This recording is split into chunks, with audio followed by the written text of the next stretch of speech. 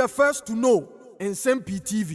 For Egyapa Mercer, former member of parliament for secondary constituency in Western region. And I just say or they Nsem-Pii egu aponoso. Now in fact, Nsem all can you effort John Dramani Mahama a comment I will make here wa brand new that one media enya enkita hodie na oko kan say galamsey fight no ye ka say declare state of emergency party one solution nemo enye nemu ha ba bia me ha ba bia say ono John Dramani Mahama and declare state of emergency na Egyapa Mercer ebisa say so John Dramani Mahama is trying to tell Ghanaians say ono oye better than Nana Addo Dankwa Akufo-Addo ana oye nipa chain Nana Addo Dankwa Akufo-Addo it will declare state of emergency a China because John Dramani Mahama in opposition Samuel Okudezeto Ablakwa any Sam George any Sami Jamfino eye dede kasa ya kanse Nana Addo Dankwa Akufo-Addo in declare state of emergency emma mo NDC for mo de ye campaign emma to Ghana for bi no asum emma mo to aba edema good so mo to aba mamudia 9 months muna yewe John Dramani Mahama just 2024 October November I hope be na we campaign o make this comment and say end this for mo de mo ba mo be solve galamsey no na Nana Addo Dankwa Akufo-Addo de was say yenso no poto asif say Nana Addo Dankwa Akufo-Addo ni MPP amanyoko ni nyina e na good galamsey site ate so mo ye galamsey no in fact Egyapa Mercer and worker say mo bien defend John Dramani Mahama because ade na opanyini no ade bia e bom man e ma oman entumi entumpon ade bia egu oman no na etwe oman no so esan in fact Egyapa Mercer e de nsem atodwa yentie ne nsem a okan. Well, Mercer, so that's the president there on galamsey. You were making a point on your microphone. Yeah, I was making a point that it was very disappointing. As far as I'm concerned, and as far as many Ghanaians will recall, the galamsey conversation was very key in the run-up to the 2024 general election. Yeah. Indeed, and in fact, we had Catholic Bishops' Conference, trade unions, rising up, civil society organizations, rising up that Akufo-Addo government had failed in his fight against galamsey and was making demands on government to act. Then candidate Mahama and his NDC jumped into the fray. Of course, because they knew that Ghanaians had forgotten that only as soon as 2012, 2016, Mr. Mahama was president and had woefully failed in this fight against illegal mining. I heard the phrase or the name Aisha Juan for the first time during Mr. Mahama's era. In fact, when President Akufo-Addo came into government, galamsey had peaked to the point where he had to set up the interministerial committee in his first year to try to deal with the menace of illegal mining. So it wasn't new. Because it was topical during the 2016 election. Absolutely, yeah. Without a doubt. So I'm saying that Mr. Mahama knew the difficulty that he had encountered in his attempt to fight it when he was president during his first term. Yet, in President Akufo-Addo's era, he jumped on the fray, made all sorts of commitments, made all sorts of promises. They called on the president to declare a state of emergency. He vowed to revoke a license for 2462. What happened to it? You're working on it now. After how many months? After he had gone to vary it, and because of public outcry, he is now promising that they are working on it to revoke. How long does it take to revoke an LI? How long does it take? He's been in office for 9 months.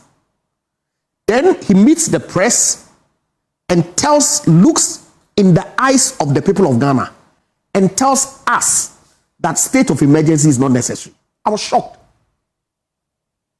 Completely scandalized that the president could look in the eyes of Ghanaians and tell us today, when only in October, November, he was saying that all it took was for the president to declare a state of emergency. He having been president before, at the time, he didn't know that galamsey straddled several districts and that essentially was impossible at the time to call on the president to declare a state of emergency. He didn't know. But wasn't that your position when you were in government, when they were calling? No, so I agree. That's why we lost. We saying that it was difficult to do that because of the nature of the... But he had been president before. If it was you or me who hadn't been president before, who was making those demands at the time, then I could grant him some benefit of the doubt. But this is a man who had been president before. He had been in the same position that President Akufo-Addo was in. He jumped on the bandwagon and made a demand on the president then to declare a state of emergency. So I would have thought that, consistent with his own belief that President Akufo-Addo should declare a state of emergency, they will help in resolving the Galamsey menace. When he becomes president, like he promised, he was going to do it. Today, look, all the other things that he said, I mean, of course, his speech was flowery, like I said. But when it came to the substance, when the questions came, you could hear the clear inconsistencies and the contradictions. In one instance, he says that, well, I'm not going to go to the capital markets because we've lived 8 or 9 months without borrowing. That's not true. We'll come there. We'll come to the capital market, but we just want to deal with the Galamsey issue. Yeah, so the president has failed. He disappointed the greater majority of the people of Ghana who repose some amount of trust that he claiming that he's gone home for 8 years, he's reformed, he is lent, packaging, settings, as some Gen Zs will call it, to deceive the people of Ghana into voting for him again. But won't you give him the benefit of the doubt now that when you were in government, you saw the realities? Yes. He probably didn't. How? He's coming to government and has seen it. How? I cannot give Mr. Mahama, the president, any such benefit of the doubt. Like I said, he had won the cup of the presidency before. Yes, but if he was a new candidate, then I could grant him that benefit of the doubt. Maybe he didn't know. Mr. Mahama knew at the time that the commitments that he was making to the people of Ghana was, as we would say in our fanticasm, bentehu. He was only throwing dust in the eyes of the people. No, but the way they... Purely for political gain. That's it. Because the dimension Galamsey had taken... And I tell you why, again. He legitimizes it. How? He says that we're earning so much money from Galamsey. He didn't say Galamsey, he said small scale mining. But small scale mining, yesterday I was on a show with Honorable Aka from Amenfi, former MP for Amenfi. He says Galamsey and small scale mining are the same. No, it's not. But how is it not? It is not. How is it not? Because small scale mining... It's the small scale miners who have been given licenses. Yes. Who are using their licenses, importing excavators, buying excavators, leasing excavators to destroy our water bodies. No, but don't sit here and try to rationalize or distinguish. No, I'm not rationalizing. Because it's a very thin line. But lawyer, we all very thin line between small scale mining and illegal mining. Yes, but in fact, the two box all of them together. But they've become one. No. All intents and purposes. No. Go to the ground. Ask your media colleagues, Erastus, who has been very active in that space. They are one and the same, or they become one and the same. He says it's better that government earns revenue, whether the gold is from legitimate mining sources or illegitimate mining sources, than for foreigners. Why? The foreigners, were they not supposed to be regulated? Were they not? And he's telling you, and look, he said this when the Catholic bishops met him immediately after the election. Right at the very beginning. It is something that they are set out to do. That look, this is something that we can generate money from. So come, beef up PMMC into creating a gold board and aggregate all the gold from whatever source so that they can shore up the currency and all that. But I'll disagree with you for trying to say that small scale mining is same as illegal mining. It is not. Of course, the definitions are different. We have even in practice. We make it ourselves because we know people who have legitimate licenses to operate small scale mining companies. I agree, and they are doing excellently well. I agree. So you cannot compare them to illegal. No, I agree. But I'm saying, and those who import excavators, they are not. It's not only the illegal small scale miners. There are people who import excavators who are not. But that's why I brought in to say some are leasing. That's why I brought in. No, but people are importing. People have the wherewithal to import. Importing who are not small scale miners. But they lease it to miners. Miners. Do they inspect their licenses before they lease their equipment? I cannot tell. Yeah. So I'm speaking from people who have said from their own practical experience. Thankfully, Galamsey or mining does not take place in my constituency where I come from. But I was on the show, Bejum, yesterday with Honorable Aka. He said there was a newspaper front page, I think it was graphic. He said that the definition really is immaterial because practically on the ground. Really? But I get it. That we have mining companies not in the nature and size of the Newmonts or the Anglo-Goats of this world, who are categorized as small scale, who are running legitimate businesses. But I'm talking the people who are sitting in our rivers.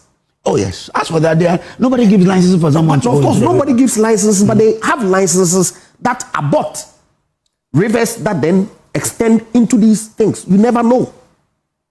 Okay, we need to interrogate it to see whether indeed and in fact none of the people who are operating in these river bodies have no licenses to mine, and they are relying on those licenses because obviously these river guards that they train, okay, when they go, do they even have the competency to even determine which license is legitimate, the contours of the boundaries of the licenses? And Okay. all that? Okay. All right. So I'm saying that the president himself inadvertently admitted that his government was supporting these activities from taking place. Okay. All right then. I'll bring in an but to you. Lawyer Mercer, I mean, wouldn't you agree that the fight against Galamsey is a process and not something that will happen once? And if you look at what his explanation that the water guards, the NIMOS they've set up and all of that is a way of dealing with the menace, and therefore they should be applauded for I agree that fighting Galamsey is a process. And so obviously I was not convinced that they were going to be in a position to do it within 2 weeks, as they told us when they were in opposition. Because that's what they say 2 weeks. Sam George said it. I did not hear Mr. Mahama disassociate himself from it. Did not hear Sam George say every comment that all it anybody takes. make on television, Mahama should go around and be disassociating. I mean, how many times, you know? Can you allow me? Anyway, go on.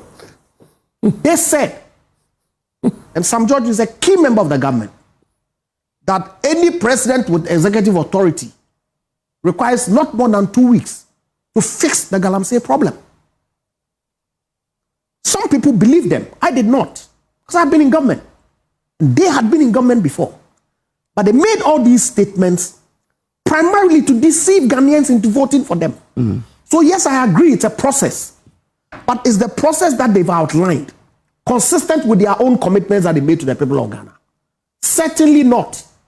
If for some reason they want to, as it were, walk back the commitments that they made, let them come out and say so. And then give us a clear pathway that allows us to get there. Because look, Kojo, believe me, when I say that I sincerely wish and hope that the government will succeed, especially in our water bodies. Because it cannot be that Ghanaians drink from the kind of water that you are showing on your screen today. So we should work together, and I agree that we should not make it political. They did. You recall in the heat of the fight during the Akufo-Addo administration, Kojo Buahini and in the company of the current MD for Petroleum Hub were in mining communities telling the miners that Akufo-Addo is stopping you. Vote for us. When we come, we'll allow you to mine. But they distanced themselves from those videos. We saw it. He didn't speak. Kojo Buahini spoke. You didn't see it. I saw the video. So the fact that I'm saying that he was in the company of Tony Obin, they were in the video. Tony Obin didn't speak. But Kojo Buahini spoke. Did he say that what he was saying was wrong? Did he? They endorsed it. They played politics with it. And it's coming back to bite them. I'm happy for us to have a bipartisan conversation on how we put in measures to fight this. Because otherwise, 5 years, we may not even get there. At that point, there won't be any water for Ghanaians to drink. And we cannot afford to get there. Okay. All right. Lawyer N0nsense Mercer. Let me bring in Lawyer N0nsense Mercer. I mean, you listened to the president on why the IGP's task force was recalled, and the excavators. This shows he's trying to be open. I laughed. Really? I laughed.